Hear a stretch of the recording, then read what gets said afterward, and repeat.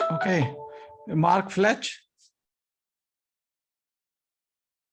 Fletcher, yes, but I go by Fletch. Yeah, Mark Fletcher. Thank you so much. So you are a keynote speaker at industry events worldwide.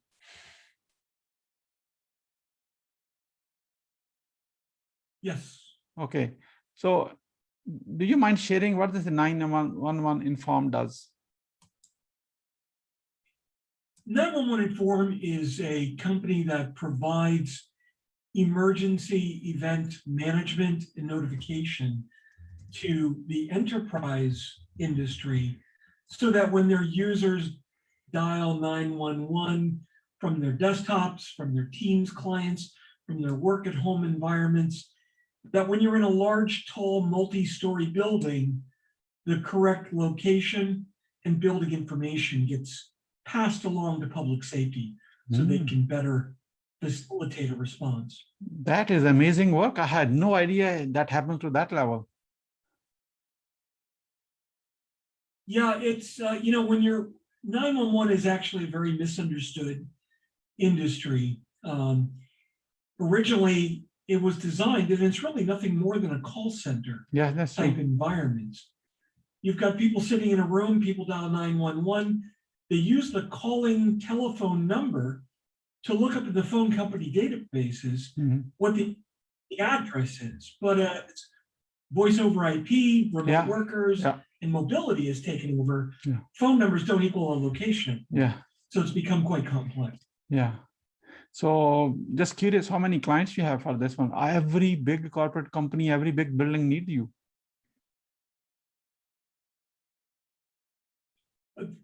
Well, there's legislation in the United States that requires businesses to provide a greater level of detail now over the past. Actually, the law just went into effect in January, which stems from an event that happened back in 2013, where a woman was murdered in a hotel down in Texas. Yeah. Okay. So you lobbied for this legislation, or that happens just like such a blessing for you? No, I actually wrote the legislation and lobbied heavily with the father of the woman who was killed, Hank Hunt.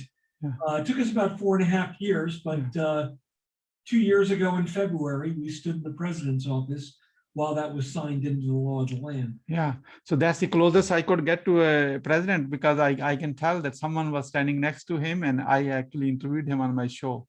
Such a great honor. You are really doing the good work. So by having said that, there's always a grace period. How much time is needed to really everyone to comply? So what are those kind of clauses, So there was an initial 2-year compliance window. And then an increased version of the law that required the location had a shorter compliance window, because most of the telephone systems that are installed in businesses are actually capable of being compliant. So the windows for compliance were fairly short. So how many clients you have by then, just to get the idea of your size of your company? That's not something we advertise. Is it over 1,000 or less than 1,000? Again, we deal with government agencies, we deal with a lot of different things. That's just not a figure that we publish. Understood. So outside of a business, like a government agencies and the federal government, the state government, is this a federal compliance requirement or is it state level? What this 911? So there were state level requirements in about 17 states. They were all very different. And there was a lack of federal legislation. And when Carrie was murdered in Texas, there was no law in Texas. And that's what the push was for the federal legislation, which is in place now. So this is federal in all US states and territories. Oh, okay. So that means now every private business has to be in compliance that way in every state, even though the state has. So you did all the heavy lifting and make it like a requirement. That means you will get all the business. Then you have a competitor in the business, or just one company like yours? Well, no, there's an industry out there. It's relatively small. There are probably 3 or 4 major top level tier 1 competitors.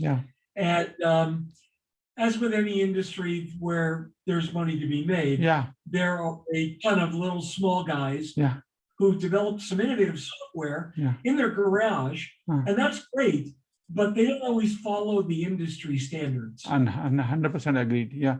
So in that competition with 3 or 4 other like big guys, where you stand? You have the number 1 and number 5 and number last. Yeah, where you stand based on your own opinion. You know?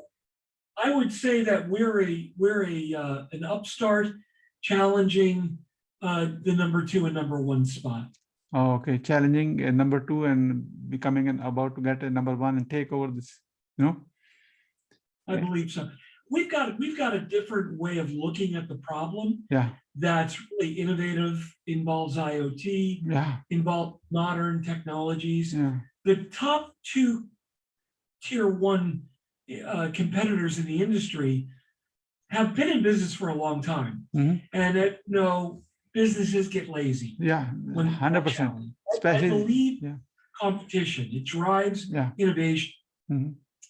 So they've got the lion's share of the market, they've got the brand recognition, but we are absolutely disrupting the industry with new innovative technologies. You mentioned about the disruption.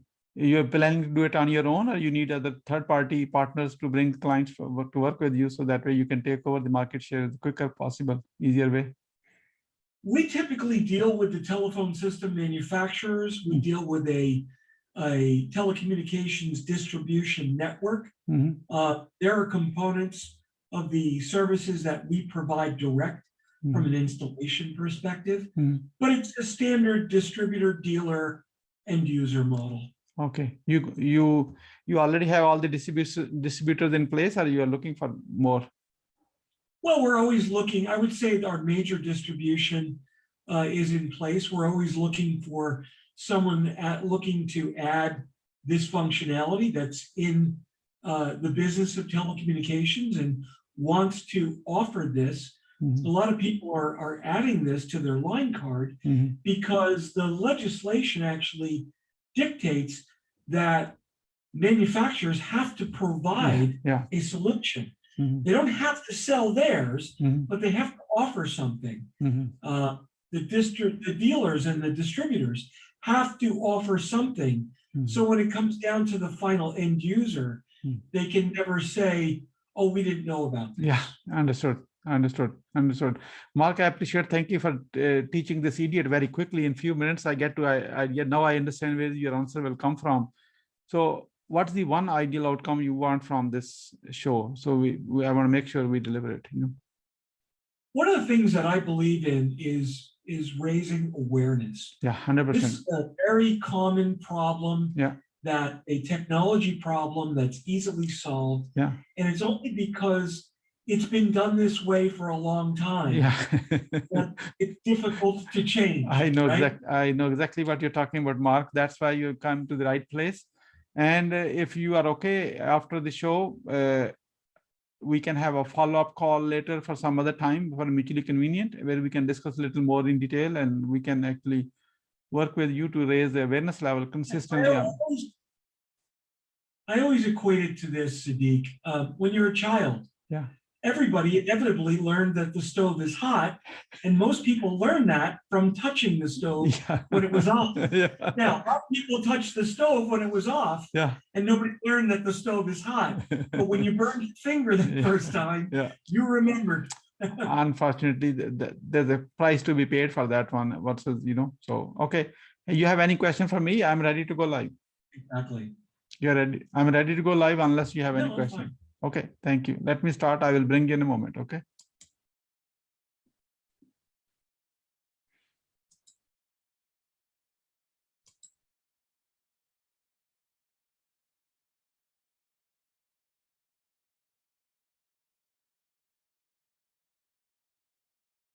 Greetings and welcome to Growth Hacking Secrets. I'm your host, Mohammed Siddique from Atlanta, Georgia, and the co-author of New Success Secrets, available on Amazon.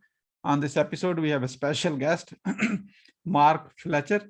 Mark is a keynote speaker at industry events worldwide and the principal of 911inform.com. Please join me to give a warm welcome to our guest, Mark Fletcher. Greetings, Siddique. Thanks for having me on your program today. Welcome. Where were you? What happened? Who you were surrounded with that inspired you to do what you do today? You know what? When I was in high school, it's actually an interesting start. I noticed I lived in a small town that had a volunteer ambulance squad, and when I was a junior in high school, I noticed that a few kids were getting called out during the day because they were members of the local volunteer ambulance squad.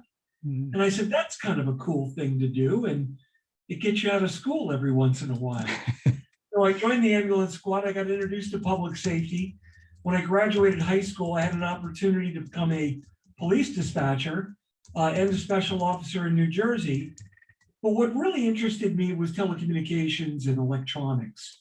And very quickly, after about 5 years in public safety, I moved into telecommunications. And very quickly after that, I went back to my roots and started supplying telecommunications technologies to the public safety market.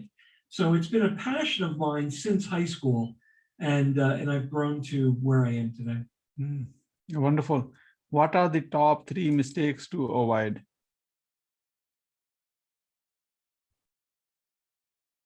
I think that the top 3 mistakes to avoid in public safety technology is to get comfortable with a technology and just say, well, that's done a good job for so many years, so that'll continue to do a good job. And unfortunately, people who are experts in a particular industry may not be telecommunications or unified communications experts. So the mistake that they make is they don't understand how the technology can benefit them.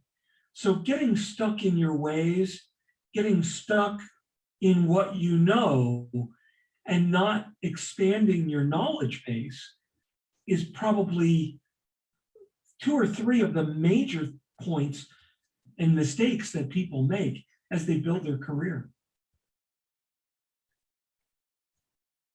Can I get one more bonus?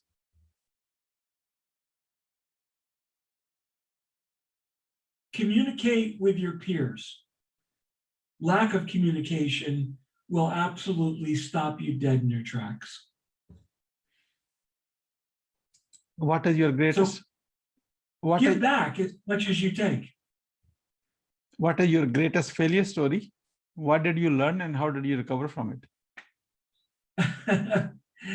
Boy, that's a you know what, that's a tough question because I failed a lot.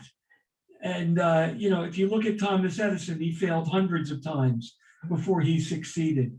I think some of my biggest failures have come from realizing that I understand a technology really well, getting a mindset that's stuck down a particular track, and then turning off my ears and not listening to people.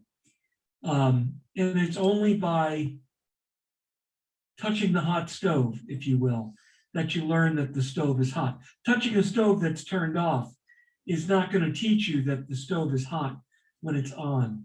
So I think my biggest failures are not listening to people that I should have listened to, thinking that I know everything and that I'm right, and then finding out very painfully that I may have been misguided or I may not have had all the information. So what I try to do is listen to everything that anybody has to say about it, even if I know they're going to be wrong. How did you recover from it? Just by changing the way that I carry myself as an individual, becoming more open, putting myself in confrontational environments so I can hear the other side. And that opened me up to getting the full picture. And I think it's changed my way of thinking. What are your 3 success secrets that others can model from? I think primarily that if you're going to be a mentor, if you're going to be a notable figure in your industry that you need to teach. You need to identify the up and coming talent that's going to challenge you, that's going to tell you you're wrong, that's going to have a different opinion, and either correct them in their ways, or better understand new and innovative thinking. I think you need to have an open mind. And I think you need to give back to your industry, philanthropically and educationally, and be a part of the ecosystem, if you will. Because as a contributor, the more you contribute, the more knowledge that you'll reap. Give us one more.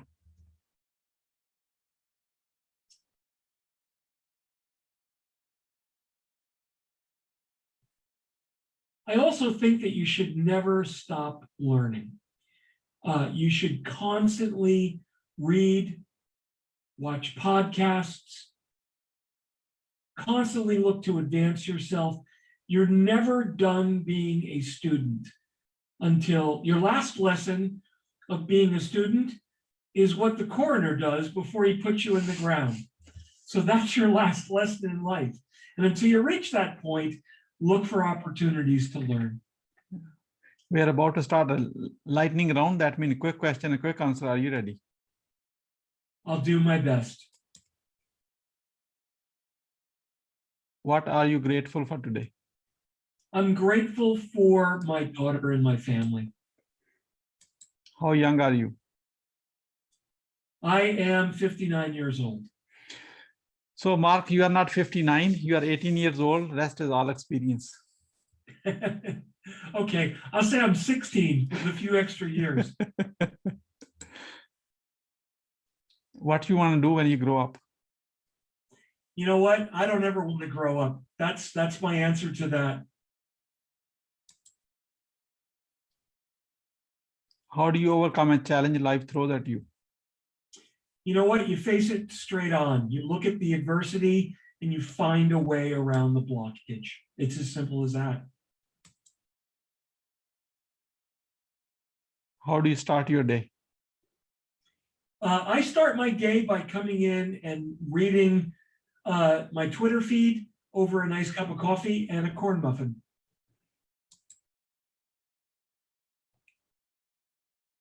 What is the advice you will give to younger yourself? I would say, look to the future. Don't look at any blockade as an impediment. It's merely a challenge, an opportunity to exceed. Once you have a revenue generating, excuse me. Once you have a revenue generating idea, how do you convince your significant other? She doesn't understand a thing that I do. So it's easy. What is the impactful book you have read? What did you learn from it? I need to see the book, please. Yeah. So the book is Quest for Survival. Can I see it? Can I see it? I can get a copy. Please. It's not close to me. Okay. I'll do that after we're done because I have to go and get it. Okay. Say the name and the author very clearly so we can find out. Yeah. Yep. So the name of the book is Quest for Survival by an incredible man and an author who wrote an autobiography. And that man is Charles J. Fletcher, who was my father, who later in his life wrote an autobiography. But what it taught me was his secrets to success in business, self-made man, an inventor, naval aviator, World War II hero, and taught a lot to me that I never got in a father to son relationship.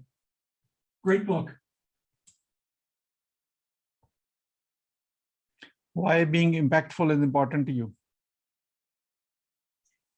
I think being impactful and changing the course of the world around us is the greatest gift that anyone can give to anybody. Making the place a better place to be, improving someone else's life. I don't find better joy in providing that. Call it what you will, good karma, the right thing to do. But if you do it, the joy you get is immense. Who is your mentor and what's the impact? You know, I've got several mentors, and as things change over the years, I think different mentors fall in line.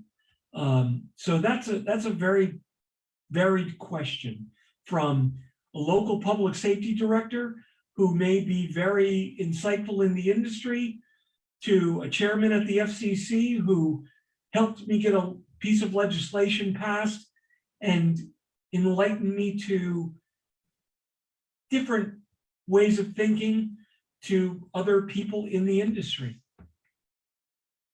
What do you want to be remembered for?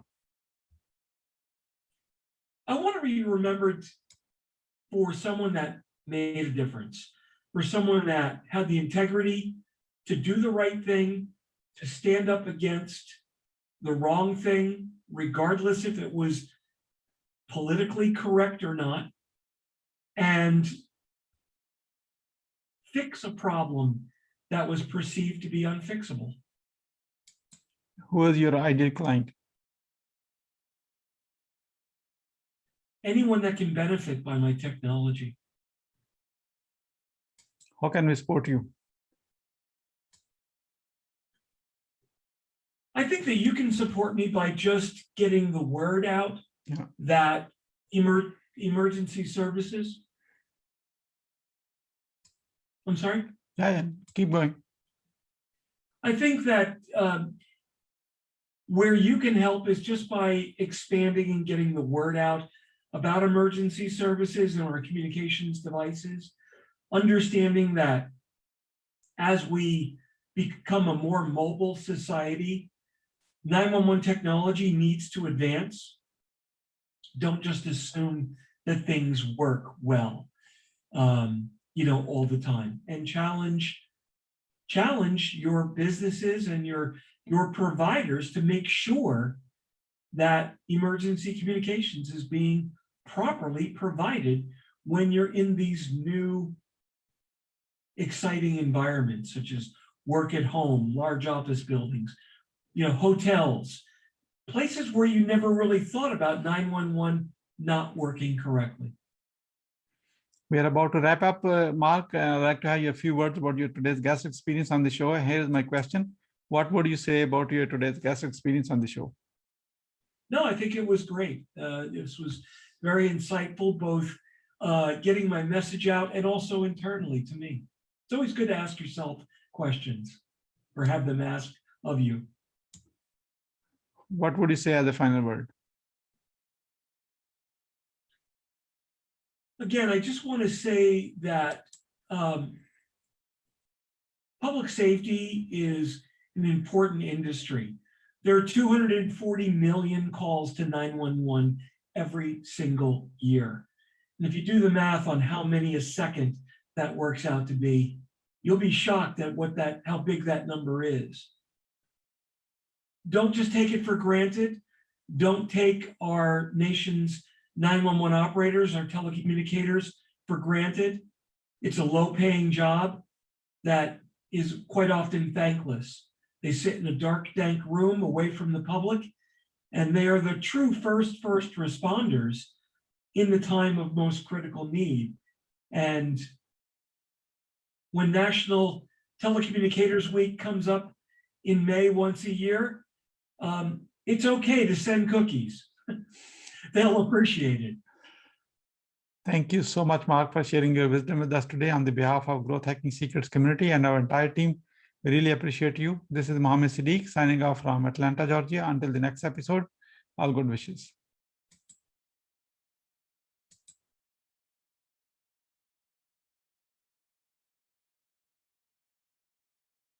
Mark, thank you so much. Let me say this. You are not as good as you think. You are better. Yeah. I like to have a follow-up call with you. And if you don't mind looking at your calendar, we can schedule the call right now. And then we can meet together for 30 minutes or so. I do see there's a lot of potential. We can work together and to help you to get this awareness to the level you want to achieve. And it's working together thing. It's not a one-sided, you know, there's no magic. You have access to your calendar? Yeah, I do. Okay, 1 second. Let me check the availability. It will be in the afternoon.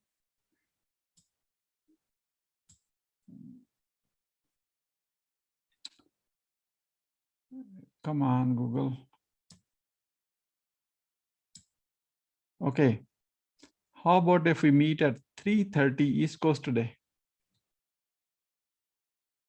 No, I'm booked all afternoon. Okay. How about 12:30 today? No, I'm booked solid for the rest of the day. Okay, wonderful. How about to 4 p.m. East Coast tomorrow? Thursday. Yeah, I could do that.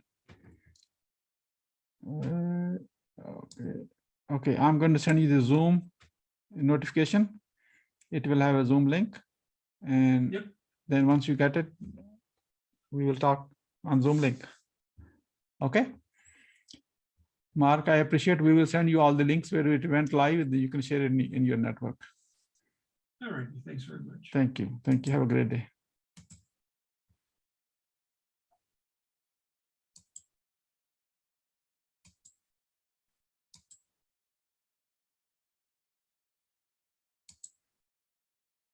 जी ब्रेर साहब क्या सीखा है आपने?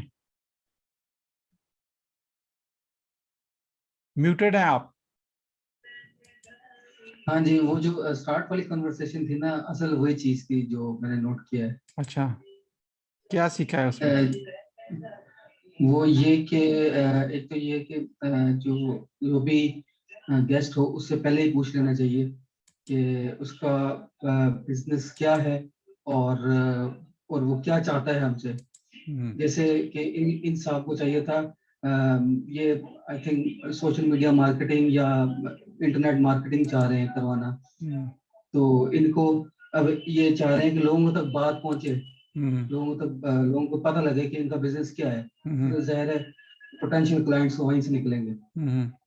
तो जो core point था जो मुझे मजा आया इसमें वो ये था कि पोटेंशियल क्लाइंट्स पूछ लेने चाहिए कि उनकी क्या है या उनका काम पूछ लेना चाहिए कि वो क्या काम करते हैं, क्योंकि हम उस हवाले से फिर उनको हेल्प कर सकते हैं।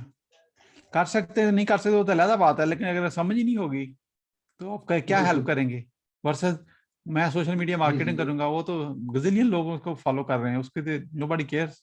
हाँ जी, ठीक है। मैंने उसको उनका बिजनेस पता हो कि वो करते क्या है। मैंने प्रॉमिस तो नहीं किया ना मैं कुछ करूंगा आपके लिए। Let's figure it out together. जी जी, it's not a one sided. मैं उसके दिमाग में सारा कुछ डाल दी पहले। If you are trying to look for magic button, I don't have that, you know. ठीक है। वो आखिरी वाला क्वेश्चन भी अच्छा था जो मुझे लगा कि how can we support you, because इनको अच्छा लगता है ये सुनना, जो जितने भी ये लोग हैं सारे अंग्रेज के how can we support you, ये बड़े खुश होते हैं ये चीज सुनकर। तो उसने बड़ा अच्छा जवाब दिया कि हाँ मैं अवेयरनेस करना चाहता हूँ, बताना चाहता हूँ, क्योंकि वो फिलैंथ्रोपिक वर्क एंटरप्रेन्योर वर्क पर बड़ा बिलीव करते हैं। तो ये भी बड़ा अच्छा चीज थी जो मुझे अच्छी लगी। हाँ जी फैसल साहब। सर अनफॉर्चुनेटली मैं नहीं सुन सका, इंटरनेट का मसला था मेरे पास। नहीं आप कहें I learn 0, that's it, you know, बाद में देखेंगे ना। इंशाल्लाह। ठीक है और डन। Okay, thank you.